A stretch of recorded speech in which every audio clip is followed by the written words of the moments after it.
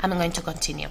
As the king was so selfish that the ordinary people was dying all. Most of the ordinary people died about the ills and the the hungry, no?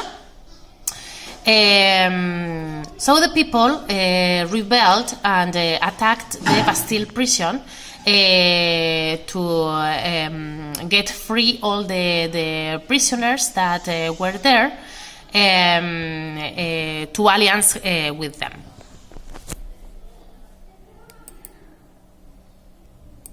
Let's see the next.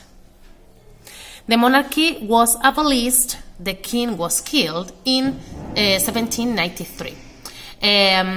This is the cause. This is what happened after the French Revolution, when the ordinary people attacked the Bastille prison. The king was very correlate for the people, and the government or the assessors from the king decided to take it off. So the monarchy was abolished, no more king, no more Louis XVI, and the king was killed in the guillotine. In that epoch, in that period, it was very typical to kill somebody in the guillotine. Let's see the next. So, what was the result of the revolution, of this revolution? France was a republic, just meaning that without any king and any monarchy, in 1799. The power was separated, legislative, executive, and judicial.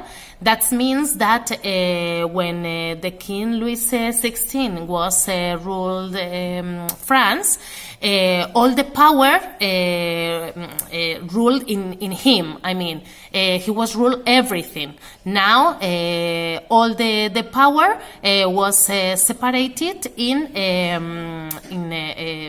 several parts. The law recognized the equality for all the citizens. As you remember, I told you that before the French Revolution, it existed the classes, and these classes was very differentiated because of the inequalities that existed about them. Between them, sorry. Men could vote in elections.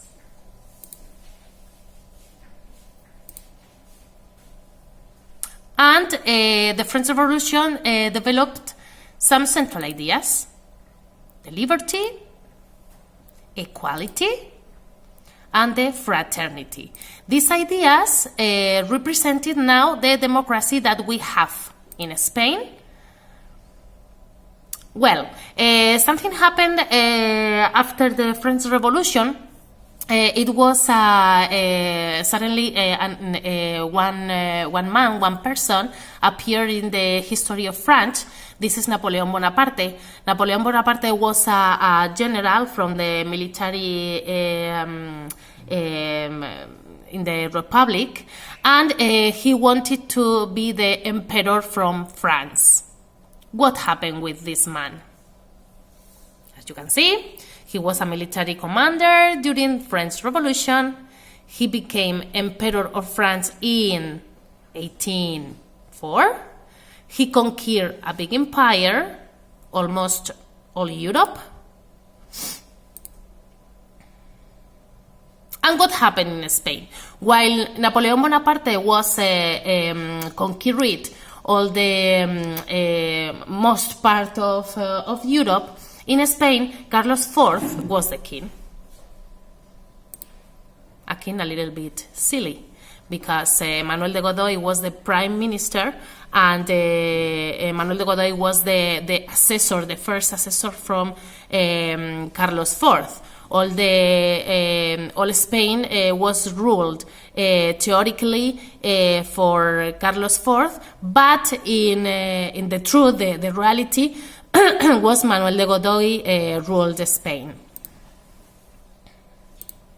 Let's see what is the relationship between Godoy, the prime minister from Carlos IV, and Napoleon. In 1807, they signed the Treaty of Fontainebleau. What that means? Napoleon Bonaparte wanted to conquer Portugal, and Napoleon told to the prime minister, the Godoy, told him that if he allowed Napoleon Bonaparte militaries pass through Spain territory to arrive Portugal territory to conquer it,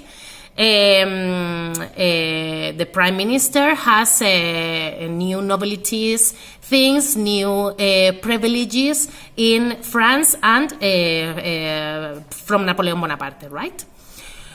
So the prime minister signed the treaty, this treaty, and allowed Napoleon Bonaparte military pass across Spain territory. What happened? That Napoleon Bonaparte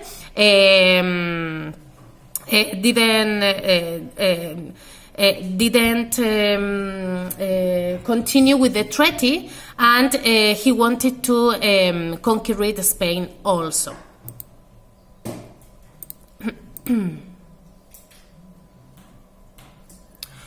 So French army was established in Spain. The Spanish War of Independence, it was in 2nd of May from 1808-1814. And because, you know, when Napoleon Bonaparte conquered or tried to conquer Spain, the French army established in Spain. So they were two governments. The French people that was ruled by Joseph I, and this Joseph I was the Napoleon Bonaparte's brother. He had got the French government in Madrid, and the Spanish government ruled by Fernando VII in Cádiz. What happened? In the Spanish government in Cádiz had the Constitution of Cádiz.